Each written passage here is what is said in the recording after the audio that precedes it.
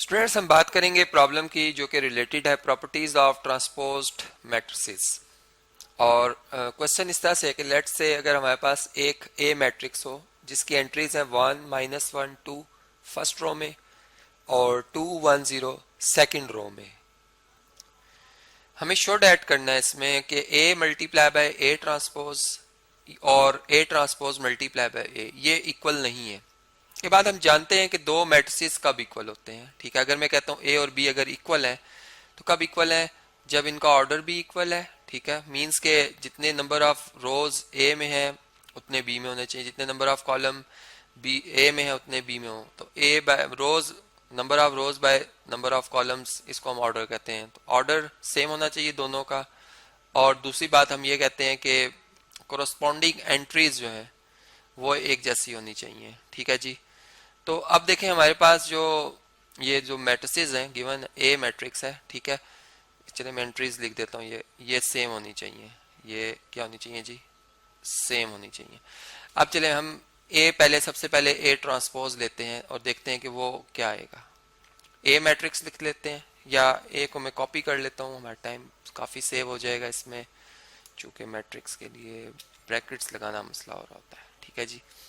तो देखें इसमें यह आ गई और यहाँ पे मैं टी इसलिए लिख रहा हूँ कभी मैंने इसका ट्रांसपोज फाइंड करना है। ठीक है, अब ट्रांसपोज क्या बनेगा जी? ए ट्रांसपोज जो है वो बन जाएगा इसी तरह से। हम ये जो एंट्रीज रोज में लिखी हुई हैं इसको हम कॉलम्स में लिखेंगे। ठीक है, तो ये आ जाएगा 1 -1 यहाँ पे और 2। ठीक है, इस तरह ये एंट्रीज रोज में लिखी, इनको कॉलम में लिखेंगे तो ये 2 1 और ये 0 आ जाएगा। ठीक है, तो ये इस तरह से ये हमारे पास क्या आ गया? ये ए ट्रांसपोज मैट्रिक्स आ गया। ठीक है, अब हम ये हमारे पास है लेफ्ट हैंड साइड और ये हमारे पास है राइट हैंड साइड। अब इन दोनों को हमने सॉल्व करना है और इन जनरल ये मतलब कंडीशन एग्जिस्ट करती है कि ये नॉट इक्वल होते हैं, बाजुकात ये इक्वल भी आ जाते हैं। ठीक है, लेकिन सबके लिए हम नहीं कह सकते, इसलिए मैंने इधर से लिखा है ऐसा। तो ए मैट्रिक्स को मैं दोबारा कॉपी कर लेता हूँ ताकि हम अब जो मल्टीप्लाई करने जा रहे हैं, चूंकि कम्यूटेटिव लॉ भी आप जानते हैं होल्ड नहीं करता, ए को बी से मल्टीप्लाई करें और बी को ए से, ये इक्वल नहीं रहते। इन जनरल हम ये बात जानते हैं कि product A B is not equal to product B A. ठीक है जी।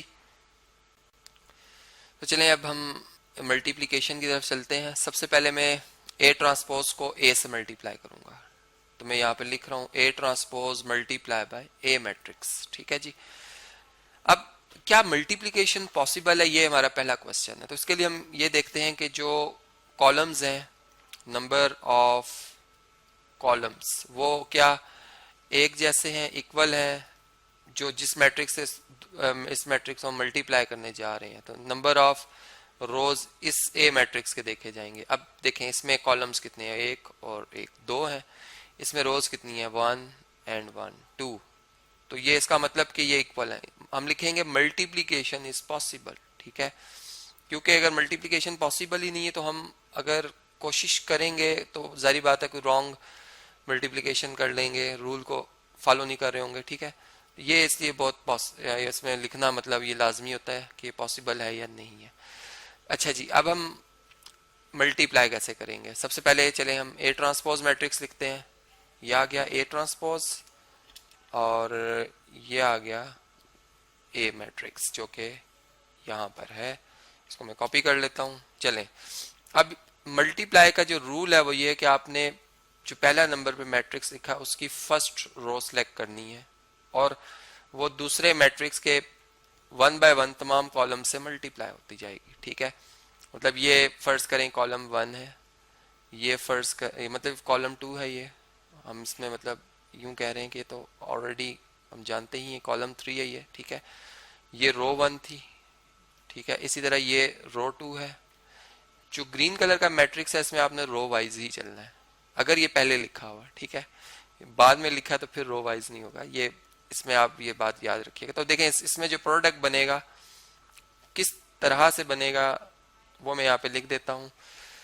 आप ये देखें कि जो हमारे पास ए मैट्रिक्स इसका ऑर्डर क्या है, इसमें कितनी रोज हैं, 3, और इसमें कॉलम्स कितने हैं, 2। इसको हम 3 बाय 2 का ऐसे भी लिख सकते हैं। आप देखें इसमें ऑर्डर है 2 बाय 3, तो जो आंसर मैट्रिक्स होगा ना उसमें इतनी रोज होंगी जितनी ए ट्रांसपोज में, मतलब जो पहले मैट्रिक्स में है 3 रोज होंगी और 3 ही, चूंकि 3 ए में कॉलम्स हैं तो 3 कॉलम्स होंगे। ठीक है, मैं इस तरह से इनको लिखूंगा। अब देखें मैं किस तरह से मल्टीप्लाई करूंगा नंबर्स को, कि रो 1 पहले कॉलम 1 से मल्टीप्लाई होगी, फिर रो 1 कॉलम 2 से मल्टीप्लाई होगी, और उसकी पोजीशन वही बनेगी मैट्रिक्स में जिस तरह से उनको मल्टीप्लाई किया गया है। मतलब रो 1 कॉलम 3 में वही एंट्री आएगी जो रो 1 कॉलम 3 से मल्टीप्लाई हुई है। ठीक है, इसी तरह अगर आप देखें तो यहाँ पर रो 2 कॉलम 1, रो 2 कॉलम 2, रो 2 कॉलम 3। मैं इसलिए पहले लिख रहा हूँ ताकि आपको अंडरस्टैंड करना आसान हो बाय फार्मूला। ठीक है, रो 3 कॉलम 2 और रो 3 कॉलम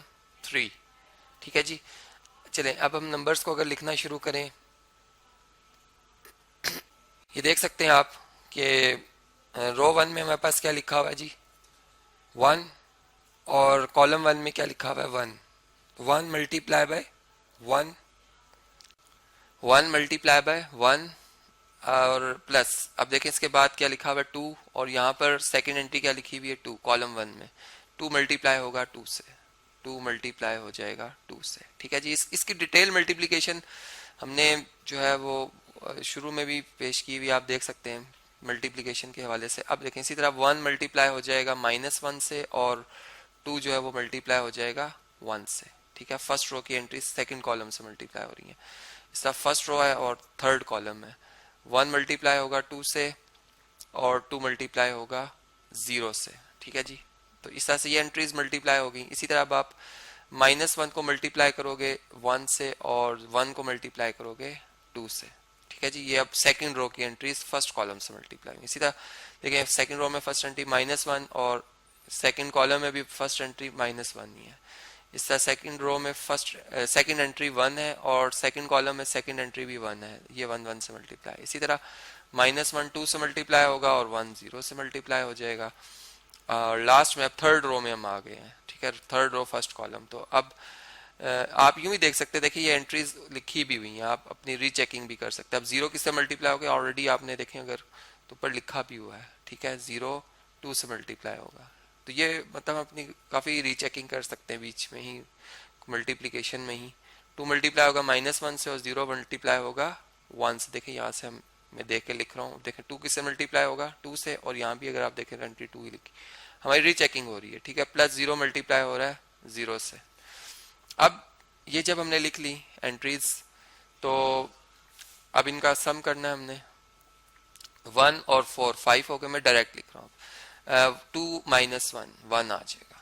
0 + 2, सॉरी 0 यह आ गया, और 2 मल्टीप्लाई बाय 1 2 होता है, तो 0 + 2 2। ठीक है, इसी तरह -1 + 2 1, माइनस ये माइनस इंटू माइनस क्या होता है जी, +1 +1 +1 क्या आ जाएगा 2, और -2 + 0 -2 आ जाएगा। इसी तरह 2 + 0 2 आ जाएगा, -2 + 0 -2 आ जाएगा, और 2 2 ज़ा 4 + 0 4 आ जाएगा। ठीक है, तो ये आप देख सकते हैं कि ये हमारे पास इक्वेशन 1 आ गई है। अब अगर मैंने ए ट्रांसपोज को ए से मल्टीप्लाई किया, अगर मैं ए को ए ट्रांसपोज से मल्टीप्लाई करता, तो अगर चले मैं यहाँ लिख देता हूँ कि अगर मैं ए को ए ट्रांसपोज से मल्टीप्लाई करता, तो जो आंसर में सी मैट्रिक्स आता है उसका ऑर्डर क्या होता है, चले उसके ऊपर हम बात कर लेते हैं। देखें ए मैट्रिक्स का ऑर्डर क्या है, 2 रोज हैं 3 कॉलम्स हैं। ठीक है, और जबकि ए ट्रांसपोज में अगर आप देखें तो कितनी रोज हैं, 3 रोज हैं और 2 कॉलम है। मतलब ए के कॉलम्स की तादाद 3 है, और जो ए ट्रांसपोज है इसके रोज की तादाद रोज की तादाद 3 है, इक्वल है, इसलिए हम मल्टीप्लाई कर सकते हैं।